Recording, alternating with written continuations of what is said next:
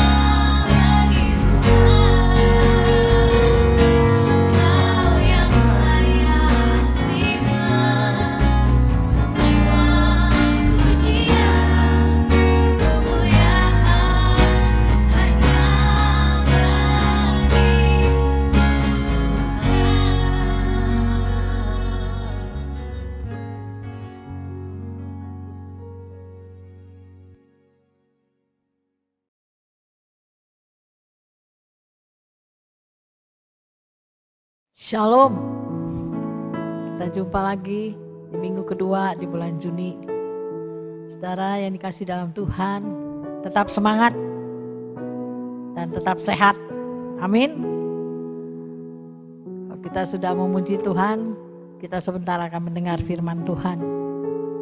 Saudara yang dikasih dalam Tuhan, kita percaya bahwa Roh Kudus tidak akan pernah membiarkan dan meninggalkan kita. Dia akan selalu menyertai dan memimpin kita.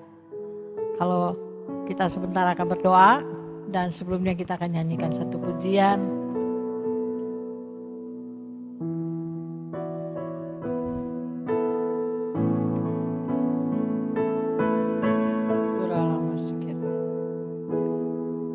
Bagaikan tanah kering yang merindukan air, demikianlah jiwaku haus akan Engkau. Ku rindu selalu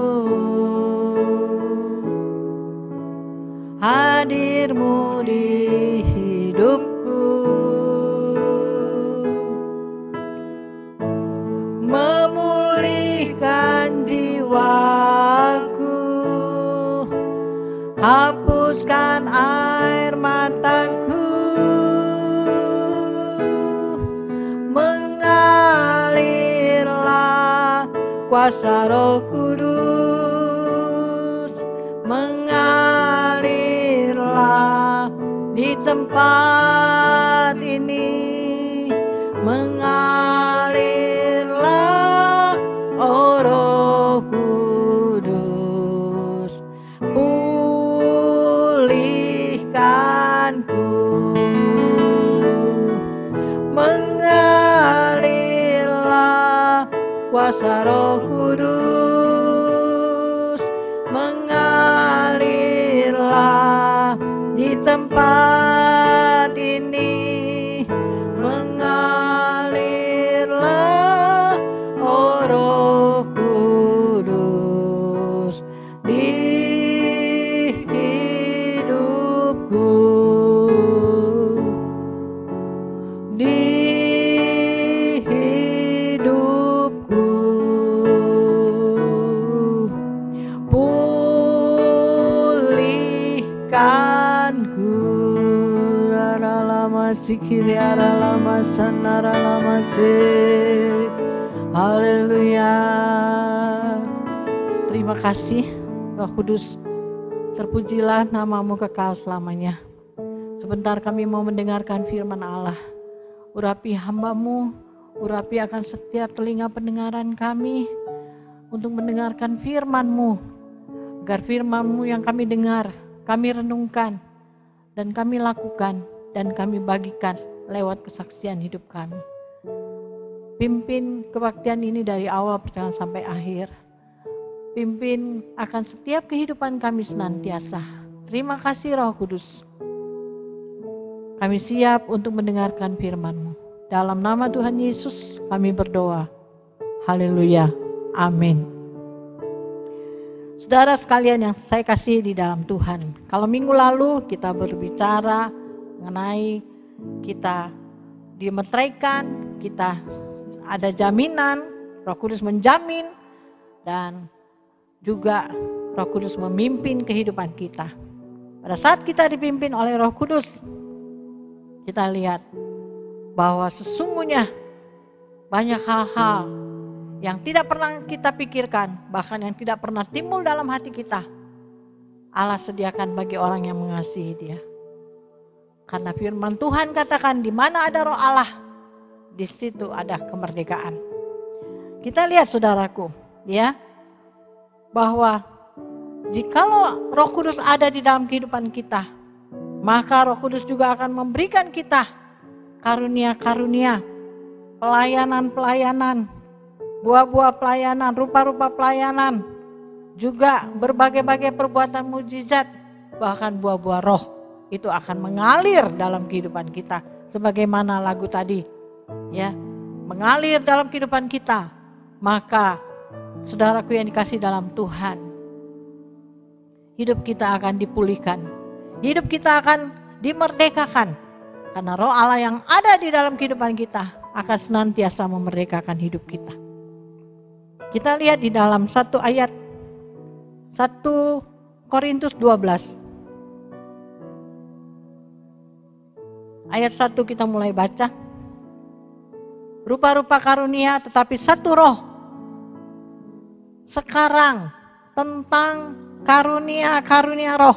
Aku mau saudara-saudara supaya kamu mengetahui kebenarannya. Kamu tahu bahwa pada waktu kamu masih belum mengenal Allah, kamu tanpa berpikir ditarik kepada berhala-berhala yang bisu. Karena itu aku mau meyakinkan kamu bahwa tidak ada seorang pun yang berkata-kata oleh Roh Allah dapat berkata terkutuklah Yesus. Dan tidak ada seorang pun yang dapat mengaku Yesus adalah Tuhan selain oleh Roh Kudus.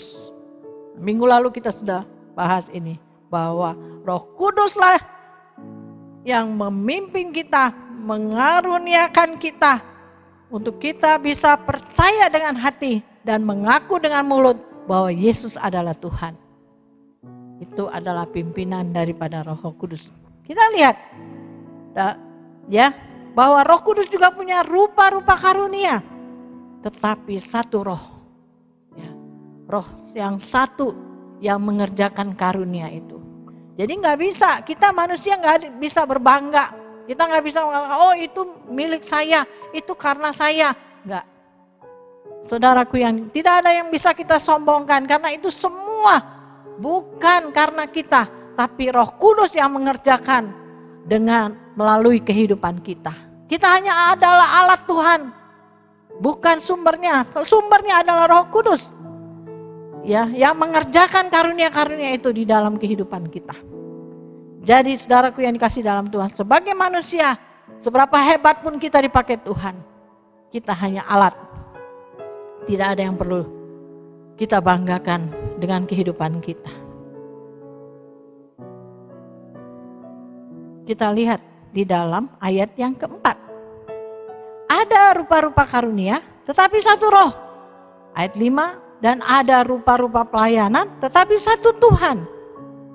Dan ada berbagai-bagai perbuatan ajaib tetapi Allah adalah satu yang mengerjakan semuanya dalam semua orang. Ingat saudara, dikatakan bahwa ada berbagai-bagai perbuatan ajaib. Jadi saudaraku yang dikasih dalam Tuhan, kalau seseorang dipakai untuk melakukan perbuatan ajaib yang satu, saudaraku yang dikasih dalam Tuhan, tahukah Anda bahwa itu adalah Allah mengerjakan, Roh Kudus yang mengerjakan di dalam kehidupan manusia. Bukan karena manusia itu hebat. Jadi tidak ada satupun manusia di dunia ini, ya saudaraku, yang perlu kita katakan bahwa dia hebat. Tetapi yang hebat tetap Roh Kudus adalah hebat. Amin. Dan mengerjakan. Kalau kita dipercayakan, ya, itu kita akan katakan terima kasih, bahwa pelayanan adalah kehormatan. Ya, kita diberi kehormatan untuk melayani. Jadi bukan pelayanan itu karena kita, tapi pelayanan itu sebuah kehormatan dari Roh Kudus untuk kita. Kita dilayakkan, kita dimampukan. Ya. Melayani juga bukan karena kita mampu dengan kekuatan kita, tapi kita dimampukan oleh Roh Kudus. Kita lihat ada rupa-rupa karunia. Apa itu saudaraku yang dikasih dalam Tuhan? Dikatakan tetapi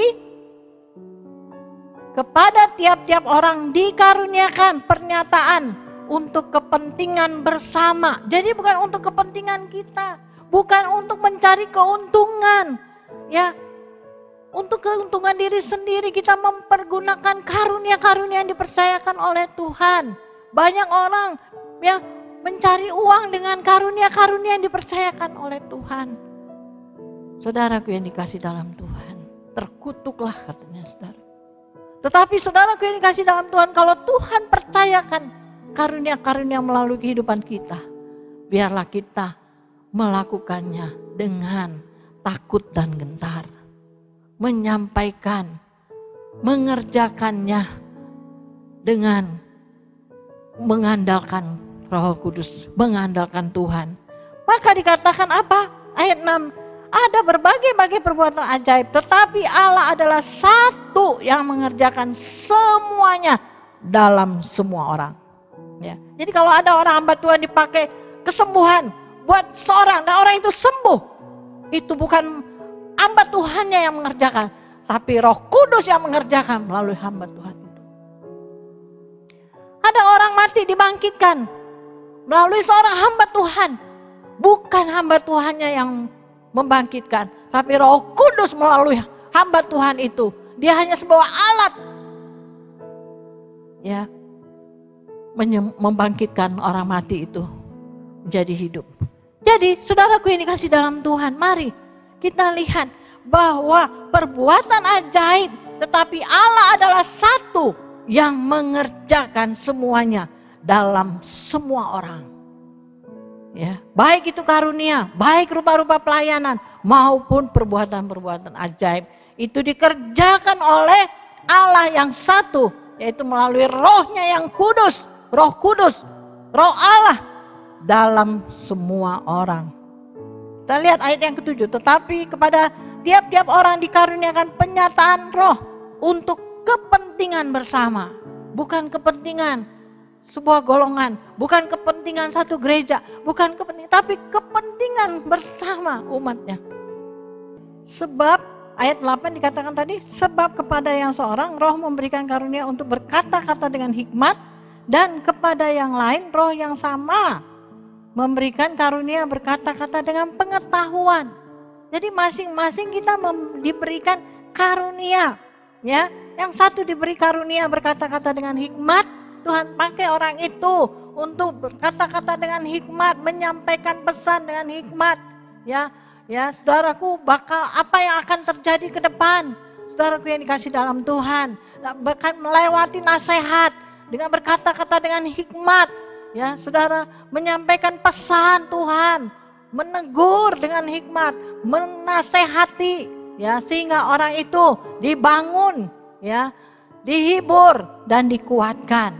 Itulah saudaraku yang dikasih. Semua karunia-karunia ini dikatakan saudaraku untuk kepentingan bersama. Berarti untuk kepentingan bersama yang semua orang dikuatkan, dihibur dan dinasehati. Dengan karunia berkata-kata dengan pengetahuan. Kepada yang seorang Roh yang sama memberikan iman, ya. Iman, saudaraku, sesuatu yang belum kita lihat tapi kita yakin kita akan memperolehnya. Itulah iman, saudara, karunia iman. Lalu dikatakan, saudaraku, dan kepada yang lain Ia memberikan, yaitu Roh Kudus memberikan karunia untuk menyembuhkan.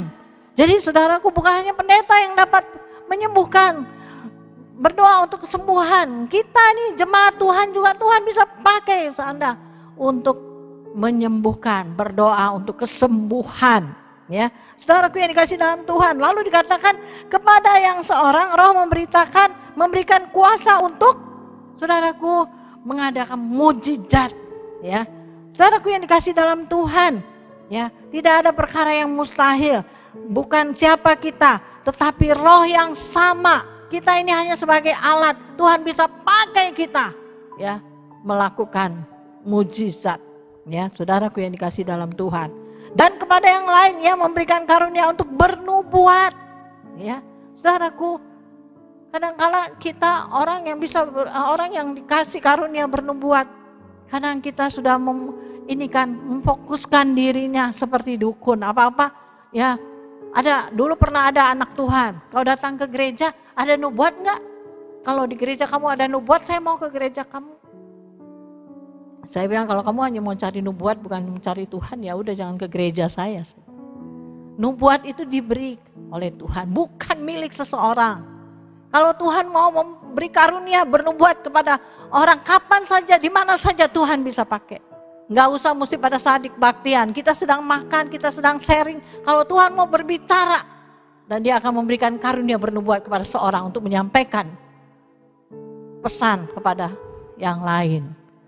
Saudaraku, karena bukan kita yang mengerjakan, Roh Kudus yang mengerjakan dan memberikannya. Dan dikatakan kepada yang lain ia memberikan karunia untuk membedakan bermacam-macam roh. Ya. Saudaraku yang dikasih dalam Tuhan, Allah memberikan membedakan. Jadi saudaraku, orang bisa diberi karunia membeda-bedakan, ya. Membedakan bermacam-macam roh, ya. Pada saat orang itu bicara, apakah dia bicara atas nama Tuhan atau bukan? Ya, kita bisa. Ada orang diberikan karunia membedakan. Ya, kepada yang seorang yang memberikan karunia untuk berkata-kata dengan bahasa roh. Ya. Dan kepada yang lain yang memberikan karunia untuk menafsirkan bahasa roh itu. Jadi kepada yang lain lagi, bukan orang yang diberi bahasa roh, dia yang menafsirkan.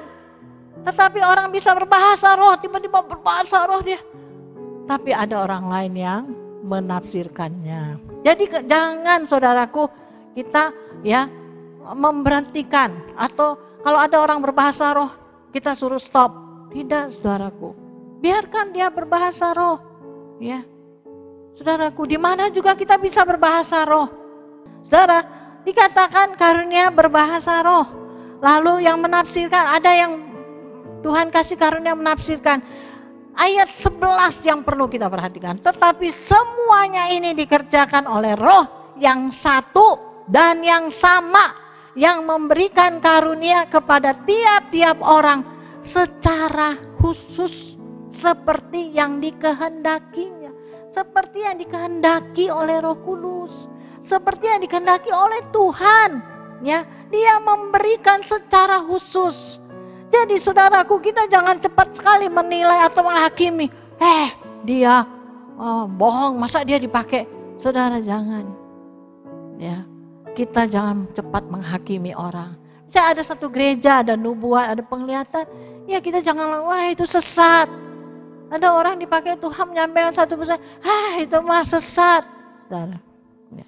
Kalau engkau mengatakan bukan karena engkau mempunyai karunia membedakan bermacam-macam roh, hanya karena tidak cocok dengan hatimu, saudaraku yang dikasih dalam Tuhan, engkau adalah salah di hadapan Tuhan. Enggak perlu kita menghakimi orang, ya.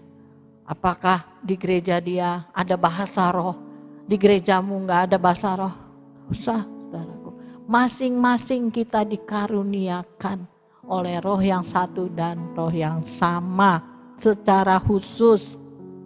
Ya, seperti yang dikehendakinya. Tetapi yang penting itu semua untuk membangun, menasehati dan menghibur, ya, dan kepentingan bersama.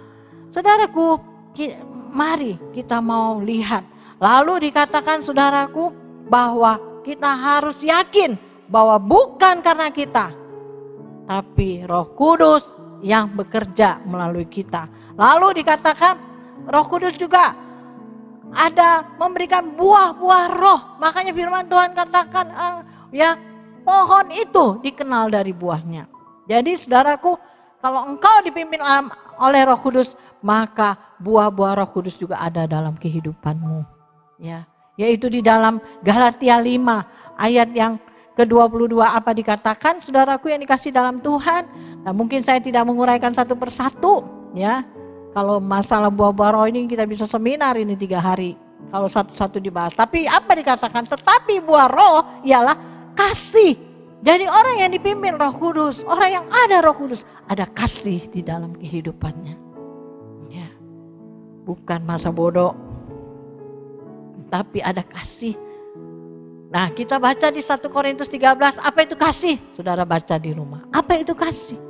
Ya. Lalu ada sukacita, ya. Orang yang dipimpin Roh Kudus ada sukacita senantiasa, ada damai sejahtera, ada kesabaran, ya. Saudara, firman Tuhan katakan bahwa kadang-kadang kalau kita nggak sabar, Tuhan bisa pakai orang lain untuk mengasah kesabaran kita supaya kita lebih sabar, ya. Dan dikatakan ada kemurahan. Orang yang dipimpin Roh Kudus, orang murah hati, ya. dan ada kebaikan, ya, dan kesetiaan. Setia, saudara, setia di dalam mengiring Tuhan, melayani Tuhan di dalam gereja. Mungkin di dalam komunitas gereja ada yang mungkin menyinggung kita, tapi mungkin kita tidak risih rasanya, mungkin kita tidak nyaman, tapi kita setia kepada Tuhan. Dan kita juga, kalau kita setia kepada Tuhan, kita setia kepada gereja kita, saudaraku. Amin, saudaraku. Karena nanti di surga gak ditanya lu gerejanya apa. Ya. Nah, mungkin ada yang menyebalkan di gereja, mungkin Tuhan pakai orang itu untuk mengasah kesabaranmu, untuk mengasah sukacitamu, untuk mengasah kebaikanmu, untuk mengasah kemurahan hatimu. Ya. Dan kita bersyukur Tuhan bisa pakai orang lain untuk mengasah kita, supaya kita semakin murah hati, semakin punya kasih, semakin sabar, dan saudara, kita tetap setia. Apapun yang terjadi di dalam hidupku, kita akan selalu katakan bahwa Dia baik. Amin. Kita mau setia kepada Tuhan. Kelemah lembutan, ya. Jadi orang yang dipimpin Roh Kudus gak kasar, ya, tapi lemah lembut. Bukan lemah lembut maksudnya kemayu, ya. Mungkin kamu laki-laki pakai jas tapi kemayu-kemayu, itu bukan lemah lembut, lemah gemulai, ya. Itu berbahaya. Tapi lemah lembut itu hati kita, ya, dalam menyampaikan sesuatu, bukan egois, bukan emosi, tapi pakai kelemah lembutan. Dan ada penguasaan diri, ya, tidak cepat emosi, tidak cepat langsung pakai kekerasan, ada penguasaan diri. Orang yang dapat menguasai diri, katanya, sama dengan orang yang di dalam Amsal dikatakan, coba kita baca ayat ini. Amsal 16 ayat yang ke-32.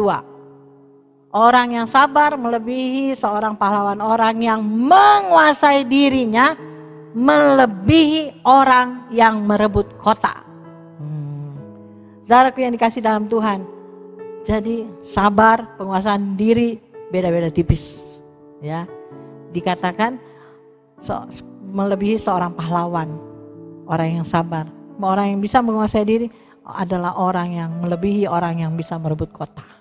Saudara yang dikasih dalam Tuhan, kita lihat 9 buah roh ini. Ini tanda-tanda kita dipimpin oleh Roh Kudus. Ya, kita nggak usah bilang sama orang, saya dipimpin loh sama Roh Kudus, saya dipimpin loh sama Roh Kudus. Tapi dari buahnya engkau dikenal. Ya, apakah engkau benar-benar dipimpin oleh Roh Kudus? Saudaraku yang dikasih dalam Tuhan, mari kita mau senantiasa mau hidup dalam Roh dan tetap dalam pimpinan Roh Kudus. Saudaraku, ayat yang terakhir dikatakan di dalam Roma pasal 8 ayat yang ke-1. Demikianlah sekarang tidak ada penghukuman bagi mereka yang ada di dalam Kristus Yesus, roh, ya, roh yang memberi hidup telah memerdekakan kamu dalam Kristus dari hukum dosa dan hukum maut. Jadi kalau kita mau dipimpin oleh Roh, hidup kita di dalam Roh dan hidup kita dipimpin oleh Roh, maka kita akan dimerdekakan dari kuasa dosa. Kita tidak terikat oleh dosa, kita tidak terikat oleh hukum maut. Amin. Karena Tuhan Yesus memberkati kita pada pagi hari ini. Amin. Mengalirlah kuasa Roh Kudus, mengalirlah di tempat ini, mengalirlah, oh Roh Kudus, pulihkanku. Amin. Mengalirlah, mengalirlah kuasa Roh Kudus, mengalirlah di tempat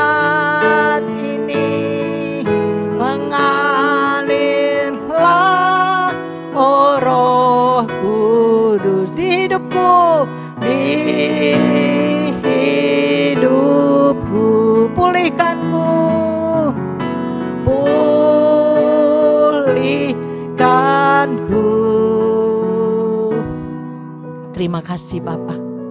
Terima kasih. Mengalirlah Roh Kudus dalam setiap kehidupan kami.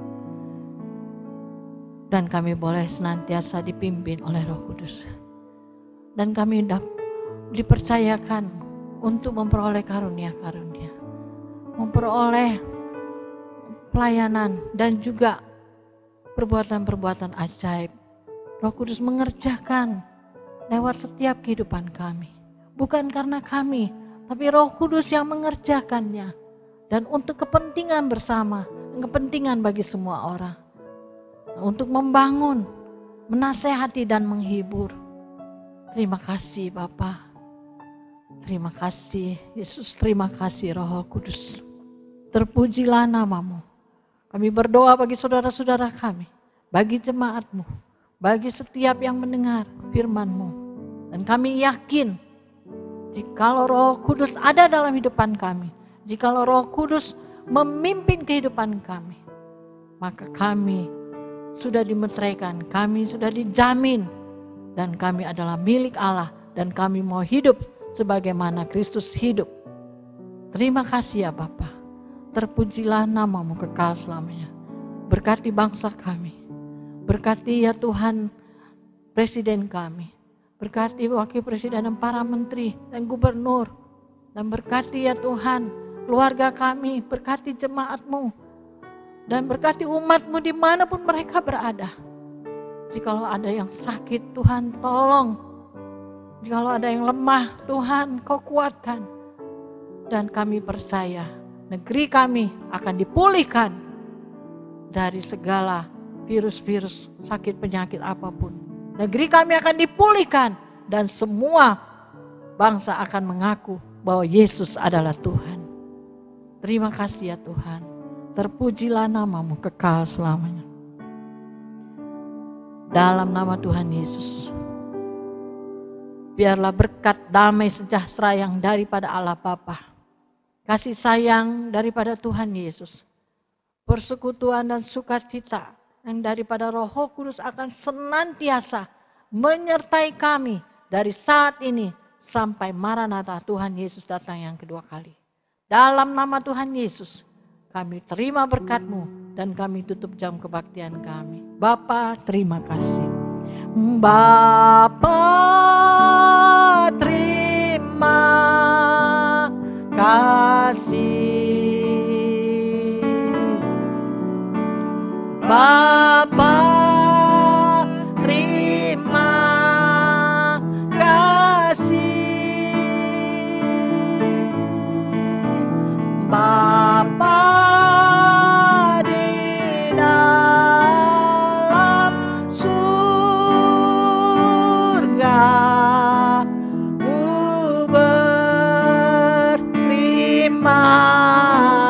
kasih.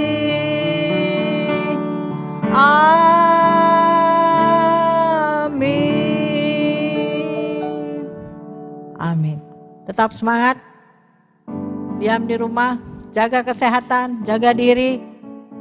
Setia, Tuhan memberkati. Amin.